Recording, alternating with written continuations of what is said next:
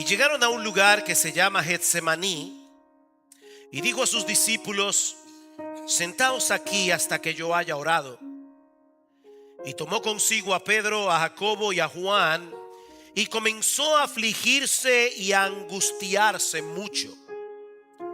Y les dijo: mi alma está muy afligida hasta el punto de la muerte. Quedaos aquí y velad. Adelantándose un poco, se postró en tierra y oraba que si fuera posible pasara de él aquella hora, y decía: Abba, Padre, para ti todas las cosas son posibles, aparta de mí esta copa, pero que no sea lo que yo quiero, sino lo que tú quieras. Entonces vino y los halló durmiendo, y dijo a Pedro: Simón, ¿duermes? ¿No pudiste velar ni por una hora? Velad y orad para que no entréis en tentación. El espíritu está dispuesto, pero la carne es débil. Se fue otra vez y oró diciendo las mismas palabras, y vino de nuevo y los halló durmiendo, porque sus ojos estaban muy cargados de sueño y no sabían qué responderle. Vino por tercera vez y les dijo: ¿todavía estáis durmiendo y descansando? Basta ya, ha llegado la hora. He aquí el Hijo del Hombre es entregado en manos de los pecadores. Levantaos, vámonos, mirad, está cerca el que me entrega.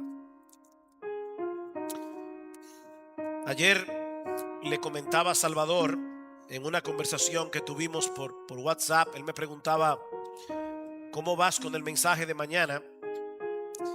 Y mi respuesta fue que yo sentía que era casi un atrevimiento predicar de este pasaje del Evangelio de Marcos.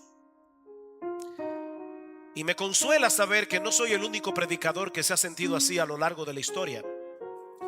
Spurgeon decía que al acercarnos a este pasaje estamos entrando en el lugar santísimo de la vida terrenal de nuestro Señor.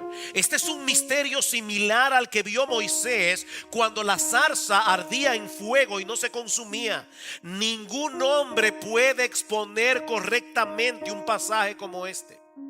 ¿Oyeron eso, hermanos? Spurgeon, el gran predicador del siglo XIX. Ningún hombre puede exponer correctamente un pasaje como este. Se trata de un tema más apropiado para ser meditado en oración y con un corazón quebrantado que para ser expresado en lenguaje humano. Y en un tono similar decía Juan Carlos Ryle, otro gran predicador inglés contemporáneo de Spurgeon: la historia de la angustia de nuestro Señor en el huerto de Getsemaní contiene cosas que los teólogos más sabios no pueden explicar completamente. Sin embargo, el Espíritu Santo guió a 3 de los evangelistas a que incluyeran este relato en sus biografías teológicas del Señor Jesucristo. Porque hay varias cosas aquí que tú y yo necesitamos conocer, necesitamos atesorar, aunque no podamos entenderlas del todo. Así que no voy a pedirles que se quiten el calzado de sus pies en esta mañana. Pero mis hermanos, yo quiero que ustedes entiendan desde el principio de este mensaje que nosotros vamos a estar pisando terreno santo en el día de hoy. Nosotros vamos a estar pisando terreno santo. De verdad, créame, yo me siento que es un atrevimiento tratar de explicar esto. Pero al mismo tiempo sé que es lo que Dios quiere que haga. Porque a través de este pasaje Dios descorre el velo para que nosotros podamos tener un vislumbre de lo que estaba sucediendo en el alma humana de Jesús antes de la muerte en la cruz del Calvario, unas horas antes de su muerte. Se ha dicho muchas veces desde este púlpito que nuestro Señor Jesucristo es 100% Dios y al mismo tiempo 100% hombre, sin que ninguna de las dos naturalezas afecte a la otra en ningún sentido. Es decir, su humanidad no disminuyó en nada sus atributos divinos, pero su naturaleza divina tampoco potencializó ninguna de las capacidades humanas de Jesús. Él no era un Superman. Mis hermanos, Jesús era tan divino como el Padre y tan humano como tú y como yo. Qué misterio. Jesús era tan divino como el Padre, tan divino como el Espíritu Santo y tan humano como tú y como yo, excepto por el hecho de que Él era sin pecado. Y en este pasaje vemos al Dios encarnado enfrentándose a la expectativa de un horror inimaginable. Y mis hermanos, Dios quiso que nosotros, comunes mortales, Dios quiso que nosotros escucháramos el clamor de su Hijo en esas horas previas a la crucifixión. Dios quiso compartir con nosotros ese momento de intimidad, porque hay algunas verdades sobre Cristo, sobre su obra de redención en este pasaje que tú y yo necesitamos conocer. Ahora permítame poner este texto en su contexto antes de explicar lo que Marcos nos relata aquí. Hace unas semanas atrás vimos que Jesús y los discípulos habían celebrado juntos la cena pascual esa noche en el aposento alto. Allí quedó instituida la ordenanza de la cena del Señor y luego partieron hacia el huerto de Getsemaní. Este era probablemente un huerto privado que alguien había puesto a disposición de Jesús durante su ministerio y que él solía usar para apartarse del bullicio de la ciudad y así tener un tiempo a solas con el Señor, o para instruir de manera privada a sus discípulos. Ahora me pone a pensar, mis hermanos, que nosotros no sabemos quién era el dueño de este huerto. No sabemos, era una persona desconocida. Como no sabemos quién era el dueño del burro que Jesús usó para la entrada triunfal en Jerusalén, no sabemos quién era el dueño del aposento alto en el que Jesús celebró la Pascua con sus discípulos. Eso es alentador. Muchas personas desconocidas, y tal vez hay algunos aquí, han servido a Jesús a lo largo de los siglos, desconocidos. Pero todos ellos serán recordados en aquel día en el que cada uno recibirá su recompensa, no por su fama, sino por lo que hicieron para él, aunque nunca nadie se haya enterado. Qué bendición. Marcos nos dice en el versículo 32 que al llegar al huerto de Getsemaní, el Señor ordenó a 9 de sus discípulos que se quedaran en cierto lugar, probablemente cerca de la entrada, mientras él se internaba más profundamente en el huerto con su círculo privado, con Pedro, Juan y Jacobo. Y yo no creo que sea simplemente porque él necesitaba compañía, sino porque ellos necesitaban instrucción. Como líderes del grupo apostólico, ellos necesitaban instrucción, una instrucción que luego iban a traspasar al resto de los discípulos. Por otra parte, no deja de llamar la atención el hecho de que el Señor haya escogido precisamente ese lugar para derramar su corazón en oración delante de Dios, porque la palabra Getsemaní significa prensa de aceite. Allí se cultivaban y se trituraban las olivas, y allí también sería triturada el alma humana de nuestro Señor ante la perspectiva de lo que estaba a punto de ocurrir unas horas más tarde. Y eso nos lleva a la primera escena que encontramos en este pasaje y que hemos titulado una agonía desgarradora. Una agonía desgarradora.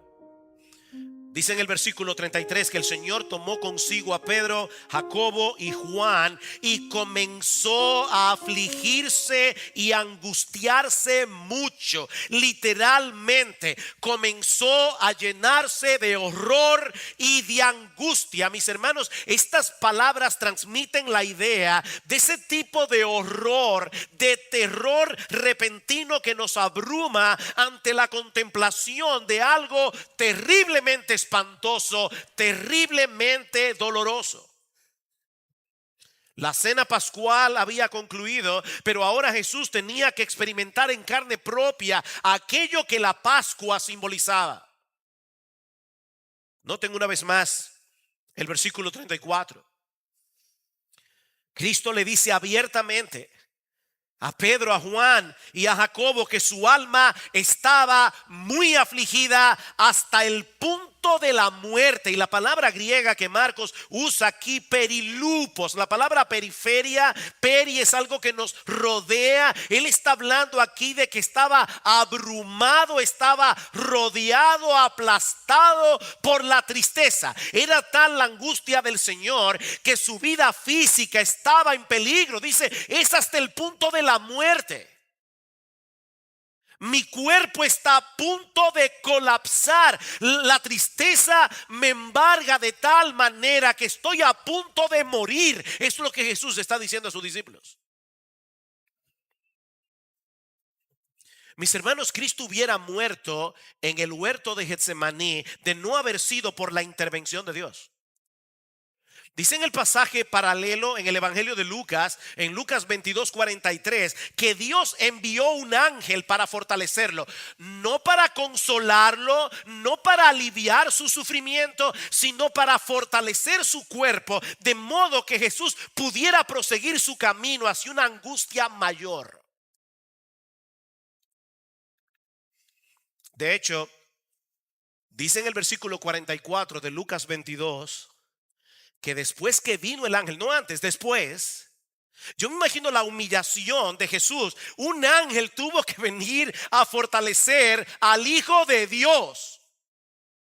Y dice Lucas que estando en agonía oraba con mucho fervor y su sudor se volvió como gruesas gotas de sangre que caían sobre la tierra.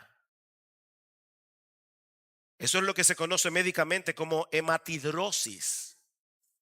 Cuando la tensión alcanza un nivel tan alto que los vasos capilares se revientan y se mezcla la sangre con el sudor.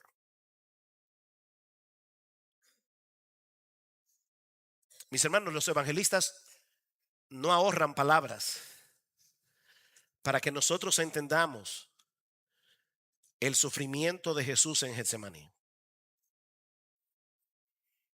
Ahora, ¿qué era lo que había llenado de terror el alma de Jesús en ese momento?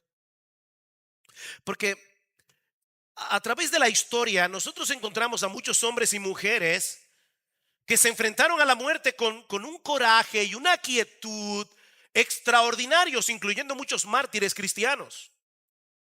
Pensamos en Policarpo, enfrentando la hoguera,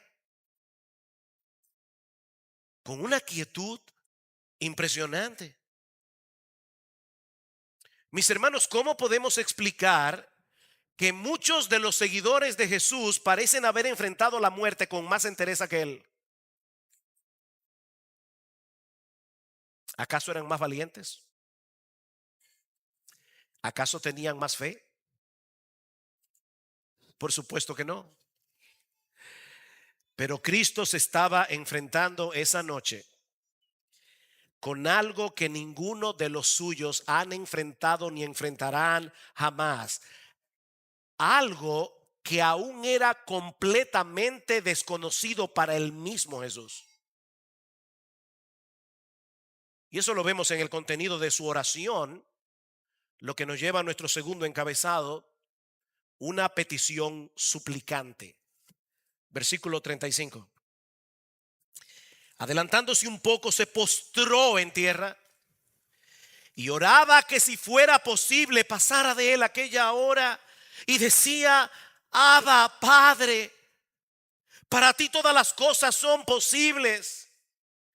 Aparta de mí esta copa, pero no sea lo que yo quiero, sino lo que tú quieras. Nosotros no sabemos con exactitud por cuánto tiempo estuvo Jesús derramando su corazón en oración delante de Dios, porque esto es una síntesis de su oración. En el versículo 37 Jesús le dice: Pedro, ¿no pudiste velar ni por una hora? Nosotros no sabemos cuánto tiempo estuvo Jesús orando, pero sí sabemos cuál fue la esencia de su petición. De ser posible, él no quería pasar por la experiencia de tener que tomarse el contenido de esa copa. En todo el Antiguo Testamento, la copa es una metáfora de la ira de Dios sobre el pecado del hombre. La ira de Dios. Dice en el Salmo 75, versículo 8, que hay un cáliz, una copa en la mano del Señor, de la cual han de beber todos los impíos de la tierra. El profeta Isaías se refiere a esa copa en Isaías 51, 22 como el cáliz de su furor. Y en Jeremías 25, 15 como la copa del vino de su furor. Sí, Dios es amor, pero también es perfectamente justo. Perfectamente justo. Y de hecho no podemos entender su amor si no entendemos su justicia. De manera, mis hermanos, que no fue la expectativa del sufrimiento físico en la cruz lo que llenó de horror y de espanto el alma humana de Jesús, sino el hecho de saber que en unas pocas horas él iba a tener que cargar con el peso de toda la ira santa de Dios sobre los suyos, toda la ira que nosotros y todos los elegidos del Cordero hemos acumulado a lo largo de los siglos. El Santo de Israel, el que nunca había experimentado en sí mismo la amargura del pecado. Esto es desconocido para Jesús.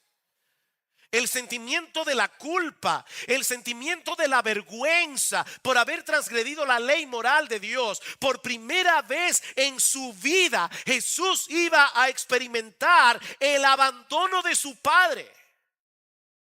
La ruptura de esa comunión que había disfrutado con él desde siempre, al hacerse pecado y maldición por culpa tuya y por culpa mía. Al que no conoció pecado, por nosotros Dios lo hizo pecado. Por nosotros, a favor de nosotros, por causa de nosotros, Dios lo hizo pecado. Cada crimen, cada blasfemia, cada desobediencia, cada motivación o pensamiento pecaminoso de todos aquellos que él vino a salvar serían descargados sobre él en la cruz del Calvario. Mis hermanos, Cristo iba a sufrir literalmente miles de infiernos concentrados en esa cruz. El infierno que todos nosotros merecemos por nuestros pecados sufridos en un instante.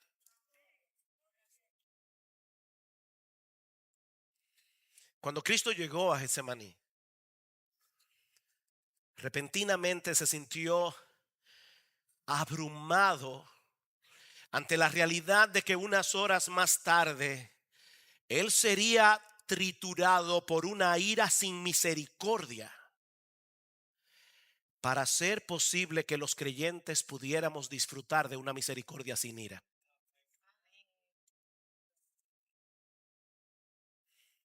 Ahora uno se pregunta, ¿acaso no sabía Jesús que esa hora iba a llegar tarde o temprano? Claro que lo sabía. Se lo había dicho a los discípulos más de una vez. Pero mis hermanos, no es lo mismo tener un conocimiento teórico de algo que va a suceder en el futuro que verse de repente en el umbral de esa experiencia. No es lo mismo. Guardando la distancia es como las mujeres que están encintas. Toda mujer embarazada sabe que dentro de 9 meses llegará el parto. Pero no es lo mismo tener ese conocimiento al inicio del embarazo que comenzar a experimentar las contracciones. No es lo mismo. Y ustedes lo saben, mis hermanas.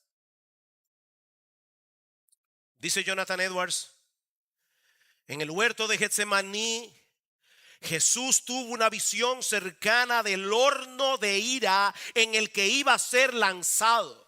Estuvo ante la puerta para que pudiera verlo, para que pudiese observar la fuerza de las llamas y la intensidad del calor, para que supiese a dónde iba y lo que iba a sufrir.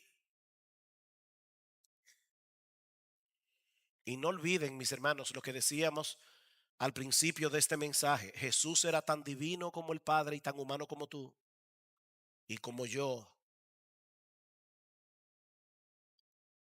Por eso implora y suplica. Y dice el autor de Hebreos, dice con gran clamor y lágrimas, con gemidos audibles, Jesús suplica: Padre, pasa de mí esta copa, si es posible.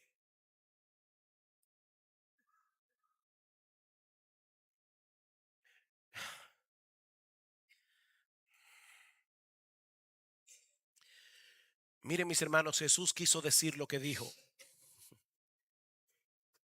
Esto es un misterio. Como decíamos al principio, esto es incomprensible. Pero mis hermanos, el alma humana de Jesús, rota en mil pedazos, está buscando otra alternativa para cumplir la misión que se le ha encomendado, pero sin tener que tomarse esa copa.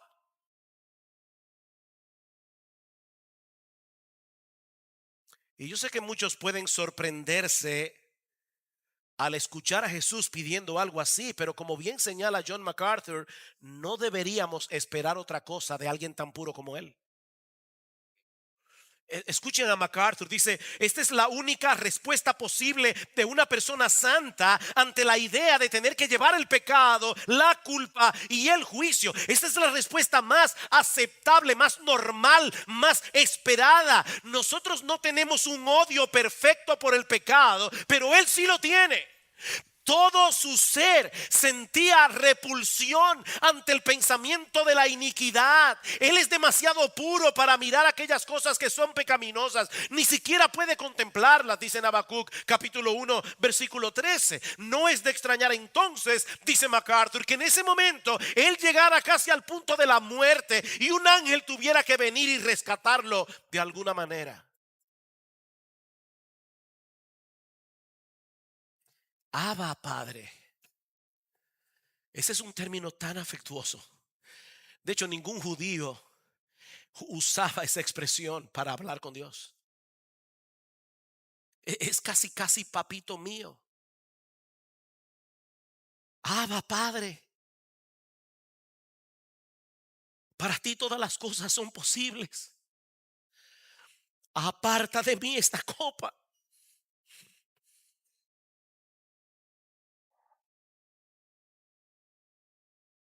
Sí, teóricamente,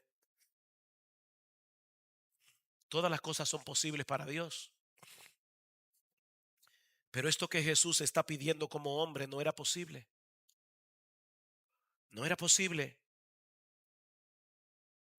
Para que Dios pudiera mostrarnos su misericordia sin pasar por alto su justicia, el Hijo de Dios tenía que sufrir el castigo que todos nosotros merecemos por nuestros pecados. No había otra manera.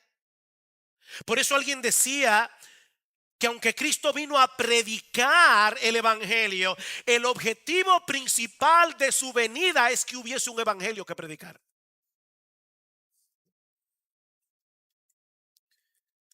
Si Cristo no se hubiera tomado esa copa de ira hasta la última gota, el cielo se habría quedado vacío y el infierno repleto. El diablo hubiera ganado. No hubiera habido salvación para nadie. Porque entonces esa copa de ira te la habrías tenido que tomar tú, o me la habría tenido que tomar yo.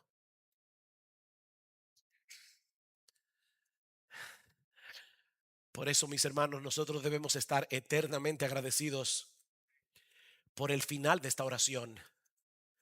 Que no sea como yo quiero. Oh Padre, si fuere posible, pasa de mí esta copa, pero que no sea como yo quiero, sino como tú.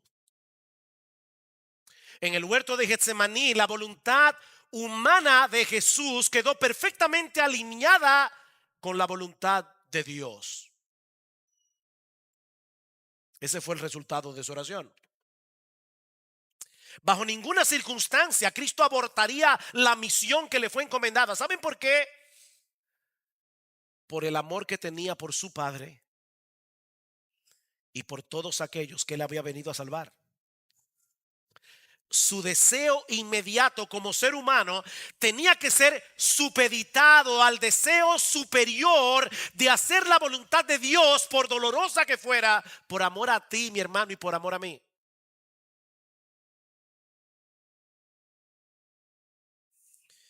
Por horrible que fuera el sufrimiento, ningún obstáculo era lo suficientemente grande como para impedirle a Jesús continuar el camino de la obediencia.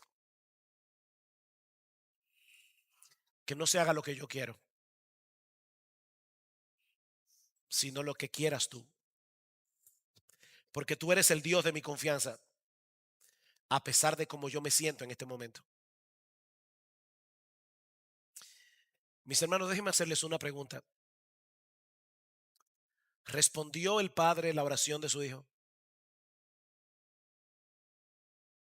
Porque en un pasaje del Evangelio de Juan, Cristo dice: Padre, tú siempre me oyes. ¿Respondió Dios el Padre la oración de Dios el Hijo? El autor de la carta a los Hebreos nos dice que sí, pero no precisamente de la forma como habríamos esperado. Vayan conmigo a Hebreos capítulo 5. Hebreos capítulo 5. Versículo 7. Refiriéndose a lo que sucedió en Getsemaní, dice el autor de la carta a los Hebreos: Cristo, en los días de su carne, habiendo ofrecido oraciones y súplicas con gran clamor y lágrimas al que podía librarle de la muerte, fue oído a causa de su temor reverente. Y aunque era hijo, aprendió obediencia por lo que padeció, y habiendo sido hecho perfecto, vino a ser fuente de eterna salvación para todos los que le obedecen, siendo constituido por Dios sumo sacerdote según el orden de Melquisedec. Wow. Hay demasiado aquí que no podemos explicar por causa del tiempo, pero lo que el autor de esta carta está tratando de hacernos ver es que Jesús es un sumo sacerdote infinitamente superior al que tenían los judíos en el Antiguo Testamento, porque Él se identificó plenamente con nosotros y puede compadecerse de nuestras debilidades. Y para probar su punto, el autor nos lleva a ver a Jesús postrado en debilidad en el huerto de Getsemaní, trayendo su causa delante de aquel que podía librarlo de la muerte. Y hay una pequeña preposición aquí que debe ser traducida más bien desde la muerte. Cristo no fue librado de morir, pero sí fue librado del poder de la muerte en su resurrección.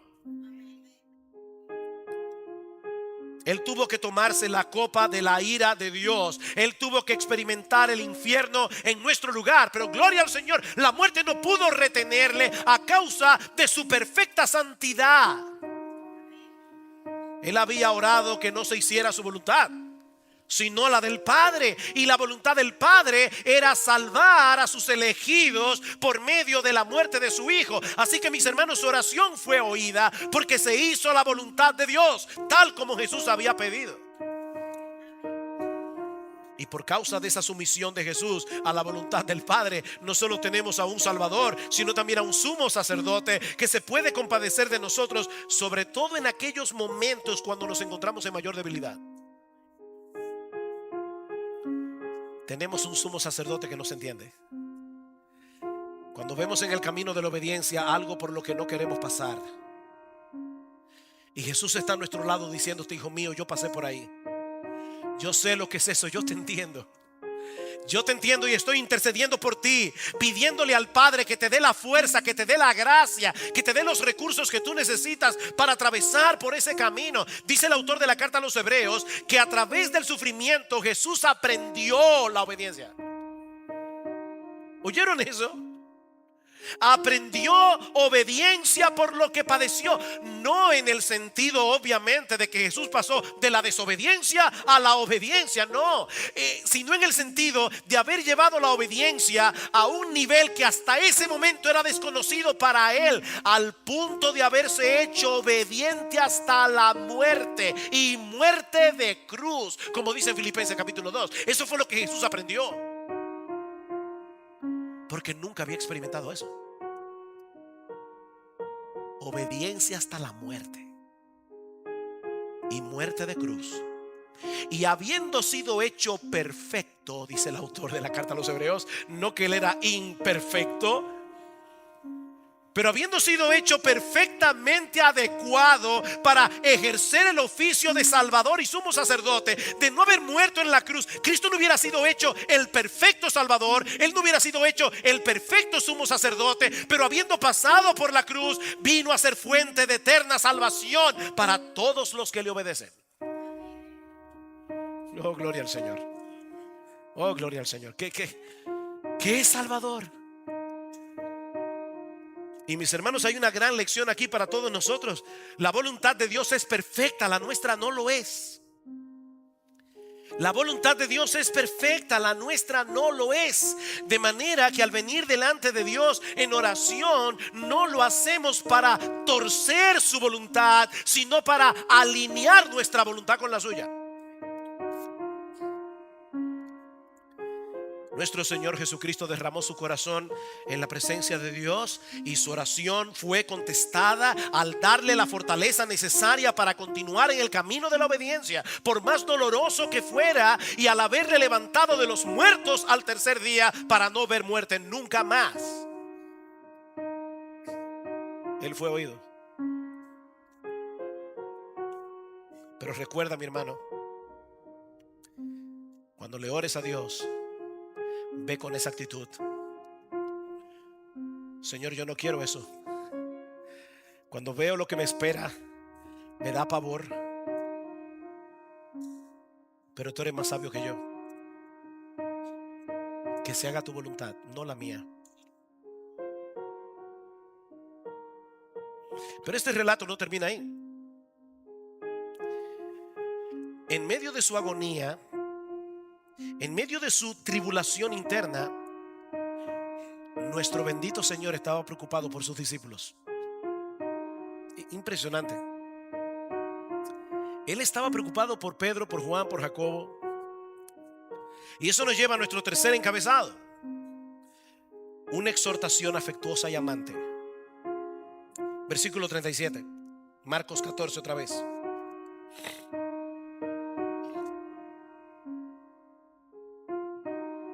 Dice: entonces vino y los halló durmiendo, y dijo a Pedro: Simón, ¿duermes? ¿No pudiste velar ni por una hora? Velad y orad para que no entréis en tentación. El espíritu está dispuesto, pero la carne es débil. Mis hermanos, no debemos perder de vista lo que está sucediendo aquí.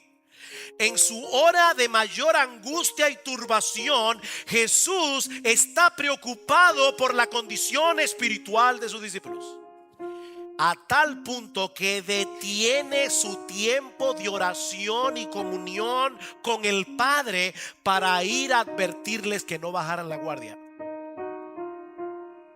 Y lo hizo 3 veces. Eso es impresionante. Jesús está orando y de repente él estaba llorando, él estaba angustiado, él estaba horrorizado, pero en ningún momento se olvidó de sus discípulos. Y 3 veces detiene su oración. Versículo 40. Y vino de nuevo y los halló durmiendo, porque sus ojos estaban muy cargados de sueños y no sabían qué responderle. Vuelve a orar. Versículo 41. Vino por tercera vez y les dijo: ¿todavía estáis durmiendo y descansando? Recuerden, hermanos, que ya Cristo les había dicho en los versículos 27 al 31 que todos ellos serían probados severamente esa noche. Recuerdan que todos ellos iban a tambalear en su fe. Aún les había dicho que el diablo los había pedido para zarandearlos como a trigo, como dice en el Evangelio de Lucas. Pero en vez de permanecer en vela llorando, ellos estaban dormidos. Y ya me imagino a algunos aquí pensando: bueno, pero era tarde en la noche, ellos estaban agotados. Después de todo había sido un día muy ajetreado con la preparación de la cena pascual y toda la carga emocional que había significado para los discípulos saber que en medio de ellos había un traidor. ¿No deberíamos ser un poco más comprensivos con los discípulos, dadas las circunstancias? Mira, mi hermano, si eso te pasó por la cabeza, déjame decirte algo: nunca ha habido y nunca habrá nadie más comprensivo que Jesús. Nunca. Y él entendía que ese no era el momento para echarse a dormir. Ese no era el momento. Mis hermanos, esto no es un asunto de cansancio, es un asunto de perspectiva. Una madre con un hijo muy enfermo hace lo imposible por permanecer despierta toda la noche para cuidar de su hijo. ¿O no es así? Y lo mismo hace el soldado que se encuentra en medio del campo de batalla rodeado de enemigos. Él sabe que el menor descuido puede significar un balazo en la cabeza. Y esa noche, de manera particular, los discípulos tenían todas las razones del mundo para permanecer en vela y oración. ¿Saben por qué no lo hicieron?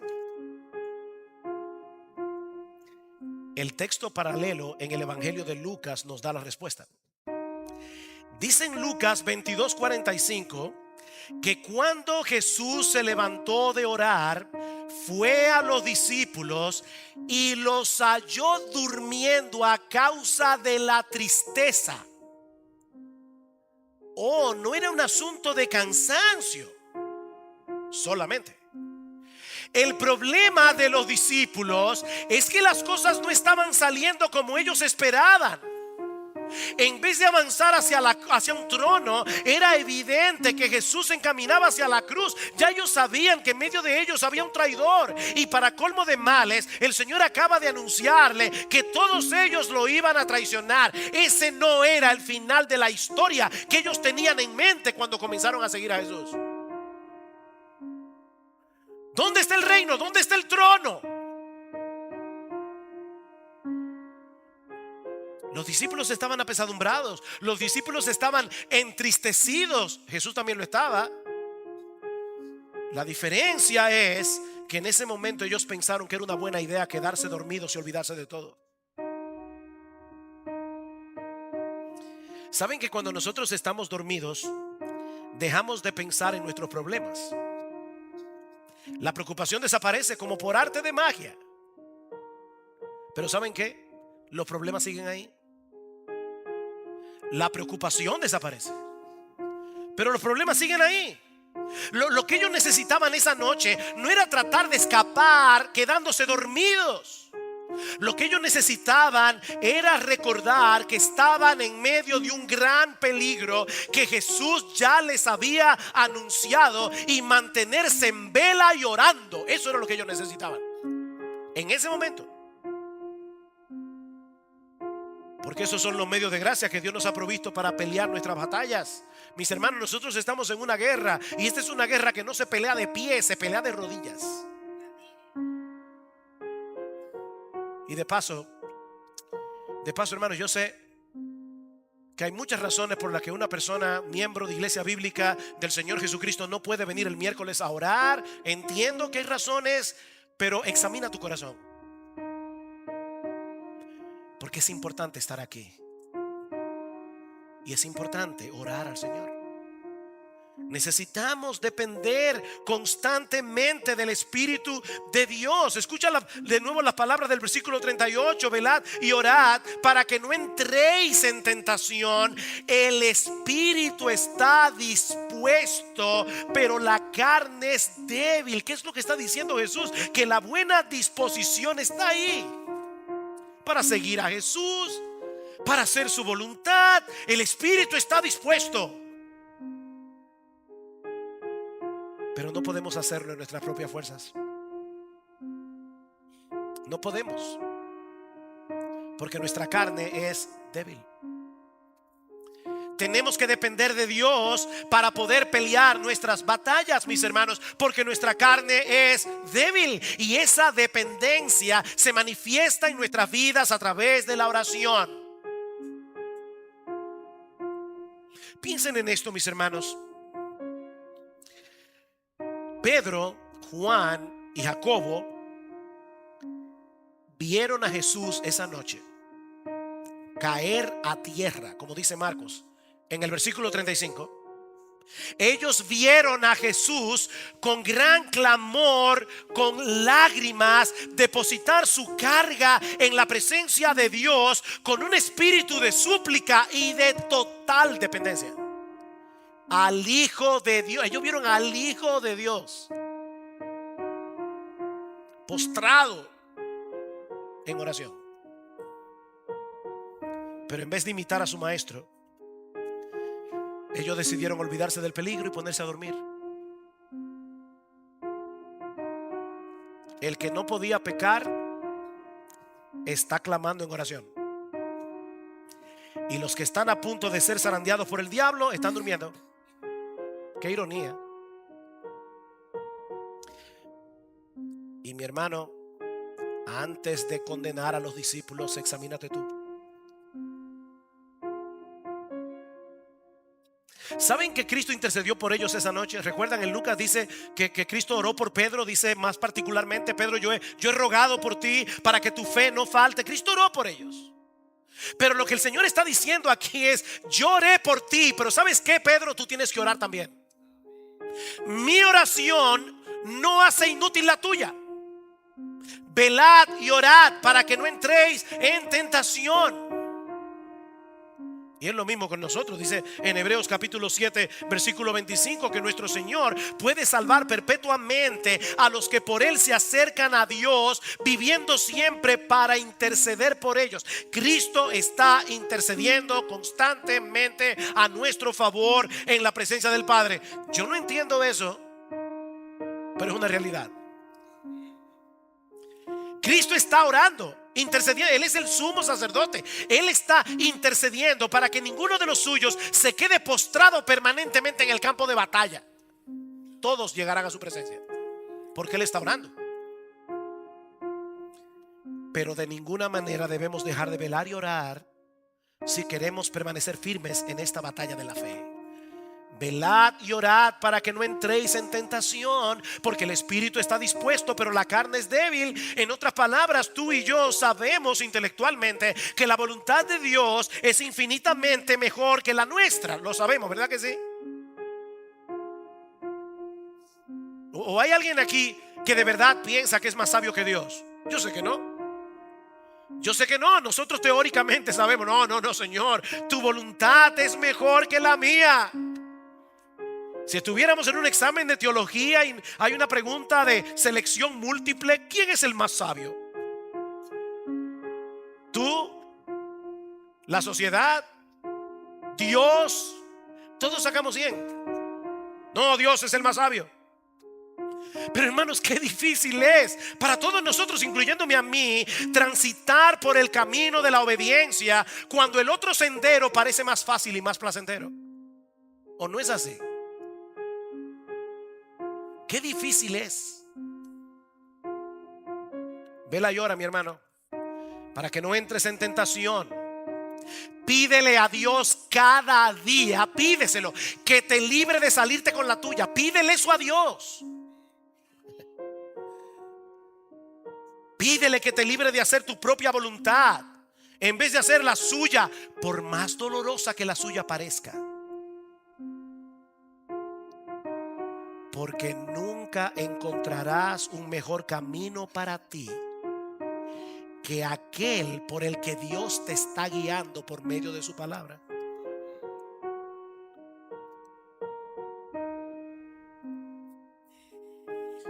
Y si tú estás aquí sin Cristo en esta mañana,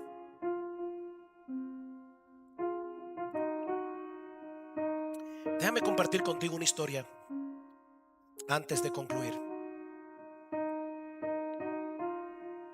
Hace unos años salió publicado en una revista de National Geographic que después de un incendio en el Parque Nacional de Yellowstone, algunos guardas forestales subieron a una montaña para inspeccionar los daños.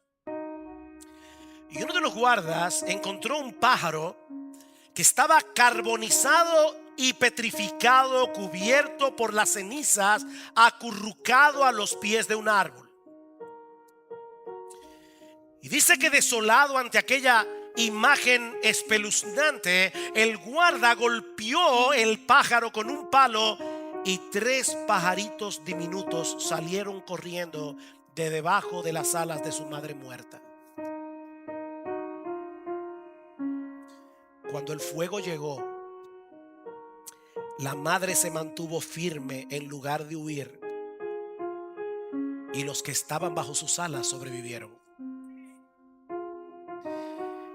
Yo pienso que esa analogía en el contexto de este mensaje no necesita explicación. Ante la perspectiva horrorosa de tener que ser fulminado por la ira de Dios por causa de nuestros pecados, el Señor Jesucristo se mantuvo firme en el camino de la obediencia, proveyendo al pecador el único refugio seguro para el día del juicio. Mira, mi amigo, si hubiera sido posible para Dios perdonar nuestros pecados sin la muerte de Cristo en la cruz, puedes estar completamente seguro que el Padre no habría permitido que su Hijo amado pasara por esa experiencia tan abrumadoramente dolorosa. Pero no era posible. Jesucristo tenía que beberse esa copa hasta la última gota para que el Dios de toda justicia pudiera recibirnos en su presencia. Él tenía que sufrir el infierno para que nosotros no fuéramos a ese horrible lugar. Y es ese Dios, mi amigo, el que ahora te invita a responder en arrepentimiento y fe al mensaje del Evangelio, entregándote por entero a Jesucristo para vivir únicamente para Él. Existe un solo camino al Padre, y no es una religión, no es una filosofía, es una persona. Es una persona que, siendo Dios, se hizo hombre para pagar nuestra deuda con la justicia divina, para que todo aquel que en Él cree no se pierda, mas tenga vida eterna. Ven a ese refugio y ven hoy, porque recuerda, este puede ser el último sermón que escuches en tu vida, como puede ser el último sermón que yo predique. Oh, que Dios bendiga su palabra en esta mañana. Que Dios impacte nuestro corazón al ver a Jesucristo postrado en oración en el huerto de Getsemaní.